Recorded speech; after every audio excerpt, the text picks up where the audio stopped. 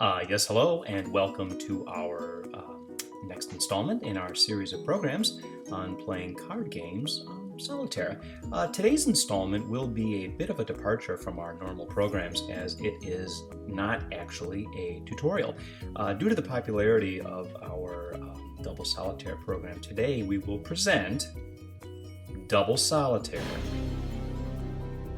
a live match. Now this is where the card guy steps back and presents two opponents locked in a double solitaire battle. So if you're ready, let's meet our contestants. Okay, on your left you have player B. Player B is young, cocky, and has something to prove. On your right, player D, experienced, wise, a formidable adversary. So both players will begin with assembling their tableaus. And of course, you all know 7 piles for the game typically called Klondike. 1 card on your left, 7 cards piled up on your right. Top cards are flipped and are in play. And as you can see, both players have an opportunity to move their aces off of their tableau and set up their foundations. Now again, let's talk about scoring.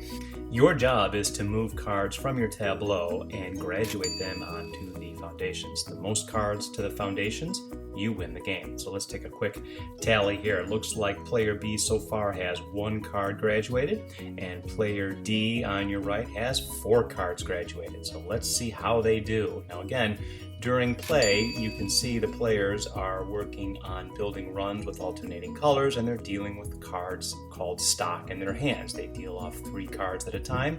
The top card is the one that they can play. They form a waste pile, and again, they continue to shuffle and work their way through cards. And watch as the players deal off 3 cards from their stock and look for opportunities to play. As you know, you build alternating colors in a downward fashion on your tableau to get cards out of the stock, onto the tableau, and hopefully up to the foundations. And you can watch here as, and there's a nice move by player B, bringing B's score up to 4.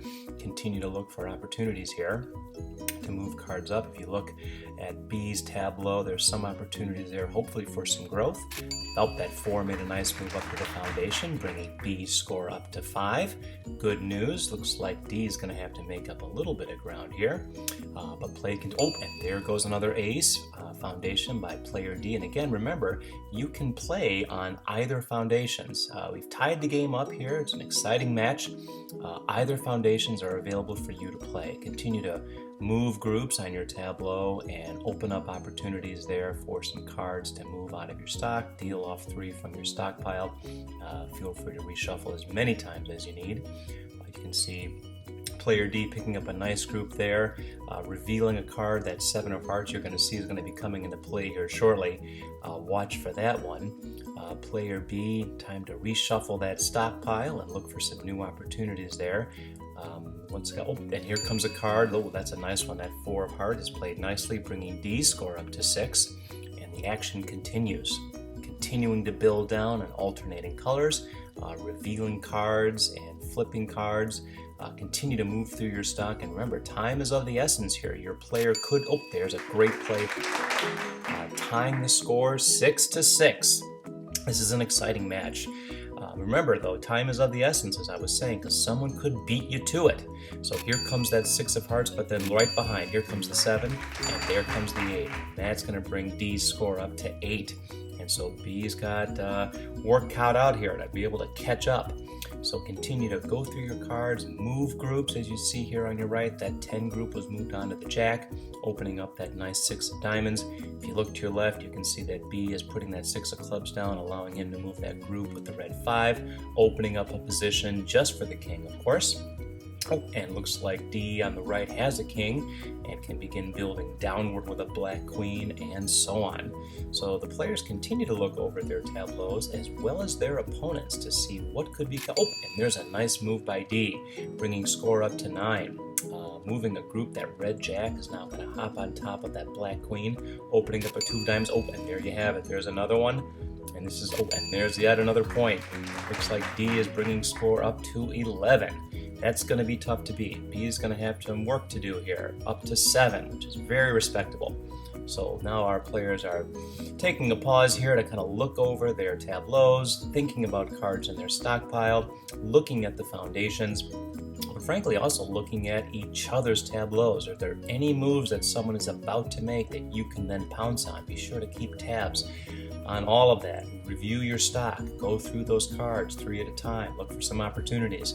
Because remember, it's very opportunistic here when you are combining your foundations, and 2 tableaus can apply to either set of foundations to graduate your cards. It looks like D is moving a nice set onto that red 9, opening up the position for that king. Now we're looking for a black queen to play on that king of hearts. Let's see what B is doing on the left. Going through the stockpile. Can that 3 of hearts play? No, you really need that 2 of hearts first. I'm sure B is looking to see if the 2 is anywhere close. Unfortunately, it's not. That 7 of hearts was already played, so that's disappointing to find a card that normally could work, but has already been played by your opponent. That's part of the frustration and the competitiveness of double solitaire. So now you can see both players are checking through their stocks, seeing if there's any other moves left. Groups of 3, looking for opportunities. Is there anything left? There's that pesky 7 of hearts again. That's just not going to play. Looks like we might be running out of moves here. I'm sure D is well aware of all remaining moves on that side of the table, and I think it's clear. Yes, we are now officially out of moves. So the players very courteously pull down their tableaus and get all their cards kind of organized on one side of the table, and then one usually picks up all the cards that have been graduated up out of the foundations and separates them by color. So the reds and the blues in separate piles, and what is often customary is to count them off in unison like this. So 1, 2, 3, 4, 5, 6, 7, 8, 9, 10, 11.